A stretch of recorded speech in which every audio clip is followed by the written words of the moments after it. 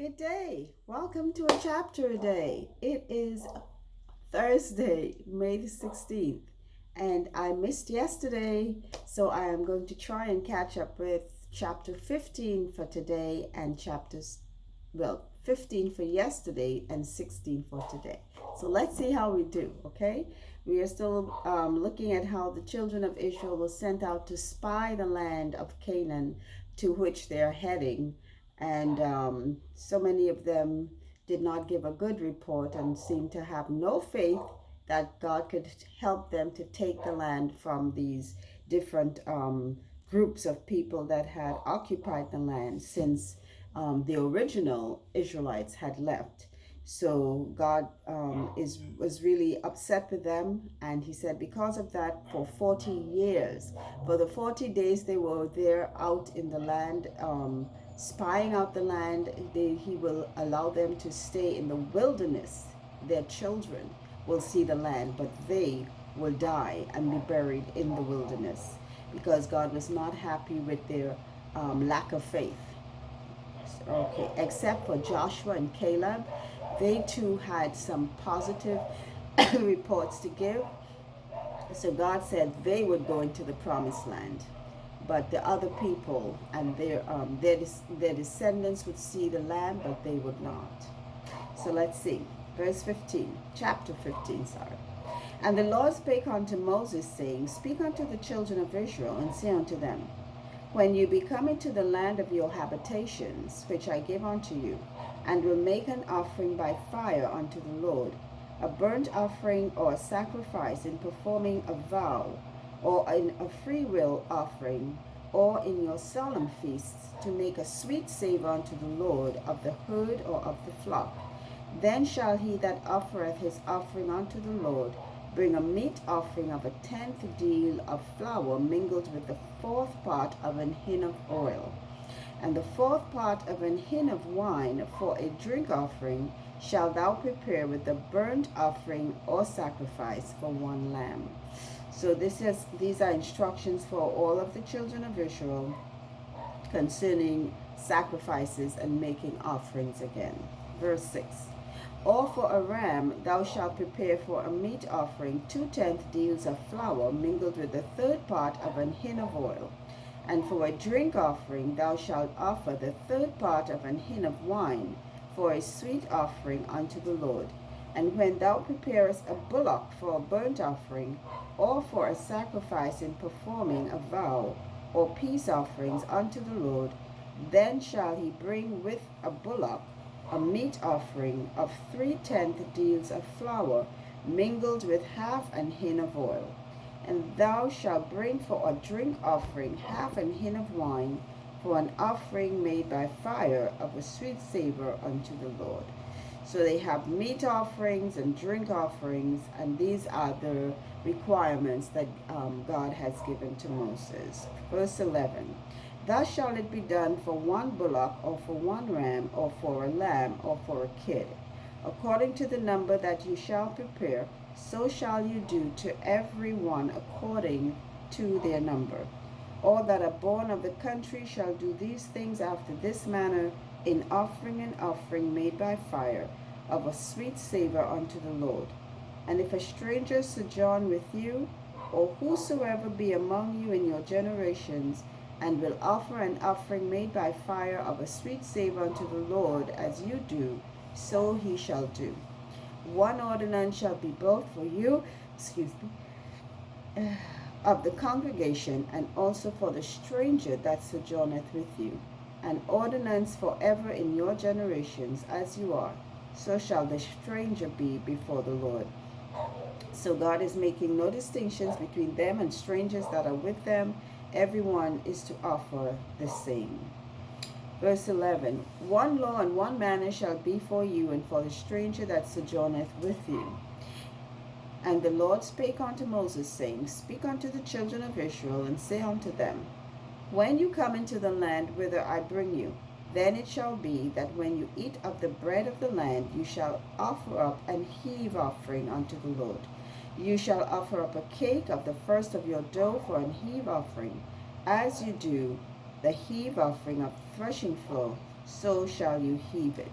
So for different reasons, like when they go into the land, or when they are wanting to just give an offering to God. This is majorly for when they come into the land where that God is promising them, the type of offerings that they are supposed to give. It's like when God does something, you ask God for something and he gives it to you, and you are so thankful and pleased that you want to give something back to God. That's why people pay tithes. Not because you are, it's like protection money or some sort of thing that you're bound to do. It's between you and God. I know some churches may come after their members because that's how churches are maintained, by the offerings and the tithe of the congregation, of the people. But in reality, I would say a tithe paying is between you and God. You are so thankful to God for providing for you, whatever it may be, or for granting you this blessing, whatever it may be, for doing something that you recognize it could only come from God. And you want to give an offering. God is giving the different types of offerings to be given and the way in which they should be given. God is very particular. Verse 21, of the first of your dough you shall give unto the Lord an heave offering in your generations. And if you have erred and not observed all these commandments which the Lord hath spoken unto Moses, even all that the Lord hath commanded you by the hand of Moses, from the day that the Lord commanded Moses, and henceforward among your generations, then it shall be, if aught be committed by ignorance without the knowledge of the congregation, that all the congregation shall offer one young bullock for a burnt offering, for a sweet savour unto the Lord, with his meat offering and his drink offering, according to the manner, and one kid of the goats for a sin offering. And the priest shall make an atonement for all the congregation of the children of Israel, and it shall be forgiven them, for it is ignorance. And they shall bring their offering, a sacrifice made by fire unto the Lord, and their sin offering before the Lord for their ignorance. So if perchance the children of Israel maybe did not remember or did not know about the different offerings they were to give for the different circumstances, then it shall be done and it shall be made up for. It should just not be left to go unknown.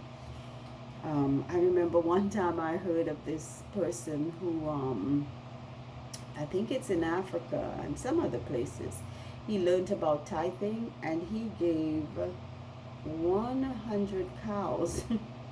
Yeah, he gave 100 cows from his whole flock. And his neighbors thought that he was crazy because he did that. And his flock increased in number over time, while they were looking on, and they started to say, I want that blessing. And that is how his neighbors started paying tithe also. Amazing. Verse 26, and it shall be forgiven all the congregation of the children of Israel, and the stranger that sojourneth among them, seeing all the people were in ignorance. And if any soul sin through ignorance, then he shall bring a she-goat of the first year for a sin offering. And the priest shall make an atonement for the soul that sinneth ignorantly, when he sinneth by ignorance before the Lord, to make an atonement for him, and it shall be forgiven him. You shall have one law for him that sinneth through ignorance, both for him that is born among the children of Israel, and for the stranger that sojourneth among them.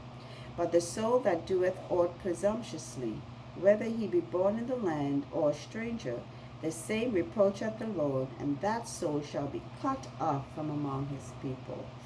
So it's a difference if you sin ignorantly, that means you didn't know, or if you just presumptuously ignored what you should have done.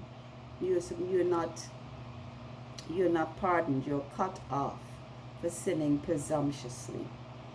And verse 31, because he has despised the word of the Lord and has broken his commandment, that soul shall utterly be cut off, his iniquity shall be upon him. And while the children of Israel were in the wilderness, they found a man that gathered sticks upon the Sabbath day. And they that found him gathering sticks brought him unto Moses and Aaron, and unto all the congregation. And they put him in ward, because it was not declared what should be done to him. And the Lord said unto Moses, The man shall be surely put to death. All the congregation shall stone him with stones without the camp. So, the Sabbath was a day where they were not supposed to do any work. Gathering manna was not allowed, because no manna would fall on the seventh day. Gathering sticks was supposed to be done on the sixth day. I'm sure that they were told and they knew what should have been done. But as usual, there's always one person to say, hey, I want to do it this way. I'm going to do it my way. And he paid for it because he was found and stoned. That was the penalty for breaking the Sabbath. Verse 36.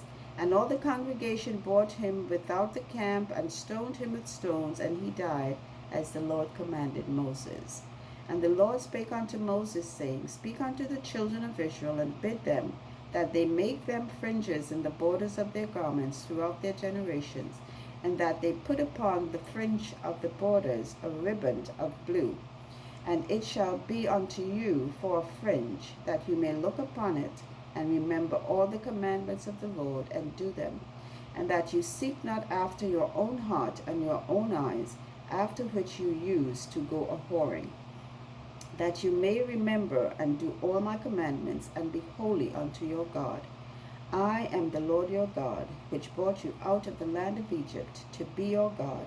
I am the Lord your God. So this was something that God told the children of Israel to do in remembering the commandments of God. So I believe God is always trying to work with us. Sometimes we forget, sometimes we sin presumptuously. In either which way, God is allowing them to see visually, have a visual that they're supposed to remember the commandments. So that blue ribbon that they were supposed to put on the fringe of their garments, on the borders of their garments, that was supposed to help them remember. So you would always be wearing a reminder that God's commandments are to be kept. God is gracious, even though we may think he's unfair. He gives us chances, and he works along with us. So that was the end of chapter 15, and I'm going to go straight into chapter 16. Oh, it's a long one. Let's see how we do this. Now Korah, the son of Izhar, the son of Kohath, the son of Levi, and Dathan and Abiram, the sons of Eliab, and On, the son of Peleth, sons of Reuben, took men. And they rose up before Moses with certain of the children of Israel, 250 princes of the assembly, famous in the congregation, men of renown. And they gathered themselves against Moses and Aaron, and said unto them, Ye take too much upon you, seeing all the congregation are holy, every one of them, and the Lord is among them. Wherefore then lift you up yourselves above the congregation of the Lord. And when Moses heard it, he fell upon his face. And he spake unto Korah and unto all his company, saying, Even tomorrow the Lord will show who are his and who is holy, and will cause him to come near unto him. Even him whom he hath chosen will he cause to come near unto him. Oh, here goes again, dissension in the ranks. This happened with Moses, again with his sister and his brother first, Aaron and Miriam. Remember how God dealt with Miriam, because I'm believing she was the instigator, and Aaron may just have been going along as an earpiece, or maybe had put in his 2 cents, but God had already said he would be dealing with Aaron, in that Aaron well, we'll see. But with now we having sons of Kohath, who are supposed to be the son of Levi, and they are supposed to have the responsibility of taking care of this tabernacle and the sanctuary. So some of them are coming together with some of the other men in some of the other tribes, like Eliab and some of the sons of Reuben, and they're coming together to confront Moses and Aaron. Again, here we go. That, is God only dealing with you all? I thought God comes down in sight of everybody. How come is it just you two who think you are supposed to be in charge of everyone? Oh boy. So Moses said, you know what? Tomorrow we will wait and see how God will decide who is his and who is not. Okay? I guess Moses by this time is just resolved to just let God handle it the way he sees best. Verse 6. This do, take you census Korah and all his company, and put fire therein, and put incense in them before the Lord tomorrow. And it shall be that the man whom the Lord doth choose, he shall be holy. You take too much upon you, you sons of Levi. And Moses said unto Korah, Hear, I pray you, you sons of Levi. Seemeth it but a small thing unto you that the God of Israel has separated you from the congregation of Israel, to bring you near to himself, to do the service of the tabernacle of the Lord, and to stand before the congregation to minister unto him? And he hath brought thee near to him, and all thy brethren the sons of Levi with thee. And seek ye the priesthood also? So what's happening here? Kohath seems to think that he doesn't have enough.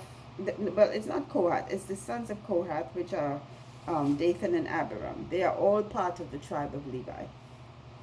They are the people who are to deal with anything to do with the tabernacle and the service of the tabernacle. But God didn't make them priests. He made Aaron and his sons the priests. Now they are thinking to themselves, that's not good enough. We can do more. So who says we can't do more? If every one of us can see the cloud, every one of us can hear what God wants us to do, why is it God can't give us more of a responsibility? We do this too. We do this too. We look at others and say, I don't see why he or she alone has to do that. Who said he or she should be in charge of this? Why can't I be doing what he or she is doing? Let's see what happens. Verse 11, For which cause both thou and all thy company are gathered together against the Lord. And what is Aaron, that you murmur against him? And Moses sent to call Dathan and Abiram, the sons of Eliab, which said, We will not come up. Rebellion. Is it a small thing that thou hast brought us up out of a land that floweth with milk and honey, to kill us in the wilderness? Except thou make thyself altogether a prince over us? Moreover, thou hast not brought us into a land that floweth with milk and honey, or given us inheritance of fields and vineyards. Wilt thou put out the eyes of these men? We will not come up. And Moses was very wroth, and said unto the Lord, Respect not thou their offering. I have not taken one ass from them, neither have I hurt one of them. So here it's going to come down to the wire, as we say. Moses, I guess he's just tired of this nonsense. You know what? Everyone has a responsibility. They are the sons of Levi. They have been given God didn't even follow the usual custom of taking the firstborn to be the priest. He said he was not going to do that, and he went apart from that old custom, and he chose the Levites, the men of Levi. They were given special acknowledgement to be part of the tabernacle and the keeping of the tabernacle. And these sons of Eliab seem to think that's not enough. They want Moses and Aaron's position too. Yikes. Let's see what God says. And Moses said unto Korah, Be thou and all thy company, this is verse 16, Be thou and all thy company before the Lord, thou and they and Aaron tomorrow. And take every man his censer, and put incense in them, and bring ye before the Lord every man his censer. 250 censers, thou also and Aaron, each of you his censer. And they took every man his censer, and put fire in them, and laid incense thereon, and stood in the door of the tabernacle of the congregation with Moses and Aaron. And Korah gathered all the congregation against them unto the door of the tabernacle of the congregation, and the glory of the Lord appeared unto all the congregation. And the Lord spake unto Moses and unto Aaron, saying, now we're going to see what God says, because there is a saying in the Bible, Rebellion is as the sin of witchcraft. And we know how God hates witchcraft and anything to do with dealing with iniquity and familiar spirits. God hates rebellion. And I know a lot of people who have rebelled against their government even lived to regret it, because what they did is that spirit that they were being urged by was the same spirit that set up someone else in place of the person they wanted out and did worse or just as bad as the person who they ousted. And I can name several countries right now that is going through that. They rebelled. The people rebelled against the previous leader. Remember, God sets up and he puts down. Even though you might think they're the worst ever, God allows it to happen. That's where it says God sets up and he puts down leaders or people who are in charge of your country. So be very careful how we react and behave towards our leaders. Okay, so let's see what happens here. All right, so here is verse 21. Separate yourselves from among this congregation, that I may consume them in a moment. And they fell upon their faces and said, O God, the God of the spirits of all flesh, shall one man sin, and wilt thou be wroth with all the congregation? And the Lord spake unto Moses, saying, Speak unto the congregation, saying, Get you up from about the tabernacle of Korah, Dathan, and Abiram. And Moses rose up and went unto Dathan and Abiram, and the elders of Israel followed him. So God was, of course, not pleased. He was about to consume the whole congregation. And I'm going to say this. I have seen places where the entire church is being affected because of a few people in the congregation who are not doing right. Sometimes we know that there is not right doing, and we totally look apart from it, and the whole congregation is penalized for it. We all suffer because of it. The church does not progress. Members are not added to the church, and we don't understand why. Things cannot go forward, and that is why there is spiritual rebellion, and we see it sometimes, we know it, and we ignore it. Not good. So let's see what takes place. Verse 26. And he spake unto the congregation, saying, Depart, I pray you, from the tents of these wicked men, and touch nothing of theirs, lest you be consumed in all their sins. So they got up from the tabernacle of Korah, Dathan, and Abiram on every side. And Dathan and Abiram came out and stood in the door of their tents, and their wives, and their sons, and their little children. And Moses said, Hereby you shall know that the Lord hath sent me to do all these works, for I have not done them of mine own mind. If these men die the common death of all men, or if they be visited after the visitation of all men, then the Lord hath not sent me. But if the Lord make a new thing, and the earth open her mouth, and swallow them up with all that appertain unto them, and they go down quick into the pit, then you shall understand that these men have provoked the Lord. So Moses is saying, everyone who does not want to be part of the judgment of Dathan, Korah, and Abiram, move aside. And God will deal with them in an unnatural way. If they don't just die, then we know for sure that this is the hand of God. If the earth opens up and swallows them, that is very, very unnatural. That is divine intervention. So let's see what happens. Verse 31. And it came to pass, as he had made an end of speaking all these words, that the ground clave asunder that was under them, and the earth opened her mouth and swallowed them up, and their houses, and all the men that appertain unto Korah, and all their goods. They and all that appertained to them went down alive into the pit, and the earth closed up upon them, and they perished from among the congregation.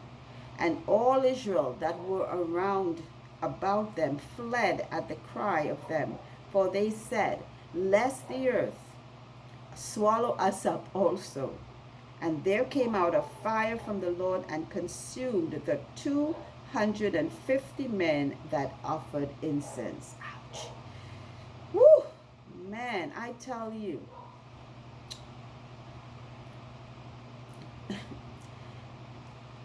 A lesson to be learned. Rebellion is as the sin of witchcraft. God's leaders are God's leaders. If you don't think they ought to be there, you talk to God about that. See how God responds. If you go out there and try to challenge them and then do your own thing, you think you can go offer incense. God gave you a specific job. You were one of those chosen by God, particularly to deal with the sanctuary and the tabernacle above the firstborns, and you are still not satisfied. My goodness. And they just took their whole family with them. And I'm telling you, sometimes you've got to really separate yourself from the unclean thing. If you know something or somebody is doing wrong, don't associate with them. Separate yourself, because you are going down with them. Literally this time. Verse 36. And the Lord spake unto Moses, saying, Speak unto Eleazar the son of Aaron the priest, that he take up the censers out of the burning, and scatter thou the fire yonder, for they are hallowed. The censers of these sinners against their own souls, let them make them broad plates for a covering of the altar. For they offered them before the Lord, therefore they are hallowed. And they shall be a sign unto the children of Israel. And Eleazar the priest took the brazen censers, wherewith they that were burnt had offered, and they were made broad plates for a covering of the altar, to be a memorial unto the children of Israel, that no stranger which is of the seed of Aaron come near to offer incense before the Lord, that he be not as Korah and as his company, as the Lord said to him by the hand of Moses. Wow. So, I think it was, let's see. Korah and all his family, they were swallowed up by the ground. The rest of them, Abiram and Dathan and all of them who thought they would be, all the men that joined with them to offer incense when they were not supposed to. That was the priest's responsibility. They wanted to take over or to take on the responsibility of the priesthood, which God didn't give them. And God was not happy with that, and they were consumed with fire right where they were there. And God told Aaron and his sons to take up all of the silver censers that they used with the offering that had the incense that they were trying to offer unto God, because they were holy things. Once they were dedicated to God, they are holy things. And they were to take them and make new censers, out to take them up out of the fire, because gold and stuff don't really consume in the fire. And these things were made out of pure materials, pure gold. So he told them to take them up and to make them into broad plates for an offering, for a covering for the altar. Ooh. Verse 41. But on the morrow all the congregation of the children of Israel murmured against Moses and against Aaron, saying, You have killed the people of the Lord. And it came to pass, when the congregation was gathered against Moses and against Aaron, that they looked toward the tabernacle of the congregation, and behold, the cloud covered it, and the glory of the Lord appeared. And Moses and Aaron came before the tabernacle of the congregation, and the Lord spake unto Moses, saying, Get you up from among this congregation, that I may consume them as in a moment. And they fell upon their faces. Mercy. Oh my gosh. Don't people learn? Aren't they paying attention? Did they just witness what happened? Didn't they understand? But their minds are just so, oh my gosh. What is the word? Evil? Evil minds cannot understand the things of God. If you have an evil mind, you cannot start to understand the things of God, and you're going to get confused. You see something like that and you're thinking all they did was to kill those men, and kill those people were getting their just desert because they went against God's anointed. You cannot do that. You cannot try to take on responsibility that God didn't give you in the first place. Verse 46. And Moses said unto Aaron, take a censer and put fire therein from off the altar, and put on incense, and go quickly unto the congregation, and make an atonement for them. For there is wrath gone out from the Lord, the plague is begun. And Aaron took as Moses commanded, and ran into the midst of the congregation, and behold, the plague was begun among the people. He put on incense, and made an atonement for the people. And he stood between the dead and the living, and the plague was stayed. Now they that died in the plague were 14,700, beside them that died about the matter of Korah. And Aaron returned unto Moses unto the door of the tabernacle of the congregation, and the plague was stayed. Oh my gosh, don't we learn? That is the end of chapter 16. Wow, rebellion and remorse and people cannot read when God is working. They're still looking at Moses and Aaron as the perpetrators. They are God's people. They are interceding on behalf of the congregation every time, even on behalf of the men who were doing wrong, who were rebelling. They were trying to intercede. God is pronouncing judgment, and they are still blaming Moses and Aaron. Even when now Aaron has to run into the midst of them to stop the plague that God has pronounced on them as judgment for their rebelling again. And I'm sure their eyes aren't even open to see this is what is taking place. How blind can we be? That is exactly like it says in the New Testament. Spiritual things are spiritually discerned. Not everyone in the congregation has a Spirit of God in them, unfortunately. And when we start listening to the things people are saying because we think that they know, no, never sit around with people who are ill-speaking somebody else. Never join in on a conversation where people are degrading or bringing down someone else's name or someone else's position. Church or outside, don't do it. It is wrong. And I pray that if I've ever done that, that I ask God's forgiveness, and I may have, and I try to refrain from gathering with people who are just talking glibly nonsense, because I know that ought not to be done. I'm not sitting around to talk foolishness. If we have